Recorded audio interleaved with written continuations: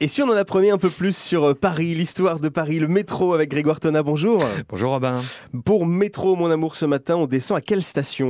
À la station Charles Michel, qui est une station de la ligne numéro 10 et qui est située dans le 15e arrondissement. Elle a été ouverte en 1913. Donc aujourd'hui, elle fête ses 104 ans. Finalement, hein. Quelles sont ses particularités ? D'abord, c'est une station qui a été construite à ciel ouvert et à faible profondeur, ce qui explique que son plafond n'est pas une voûte comme la grande partie des stations, mais une charpente métallique. Ensuite, son nom d'origine était Beaugrenelle.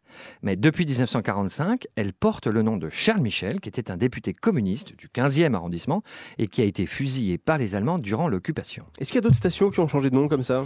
Oui, en fait, depuis la création du métro, une bonne quarantaine de stations ont changé de nom, soit pour honorer des morts illustres, Jean Jaurès, Charles de Gaulle, soit pour des raisons d'adaptation pratique, mais c'est surtout après la Seconde Guerre mondiale que l'on a changé le nom d'une douzaine de stations pour honorer la mémoire donc de héros de la résistance comme Guy Moquet, Corentin Cariou, ou alors de grandes batailles comme Bir Hakeim, Stalingrad, ou bien encore des dirigeants ou des pays alliés comme Franklin Delano Roosevelt ou encore Argentine. Ah bah voilà, on en apprend tous les jours. Et puis, est-ce qu'on se bouscule à la station Charles Michel ? Un peu. Avec presque 5 millions de voyageurs, elle est dans le top 100 des stations les plus fréquentées du réseau. Alors 5 millions de voyageurs, hein, c'est pas en même temps, hein, c'est sur l'année. Sur l'année, merci.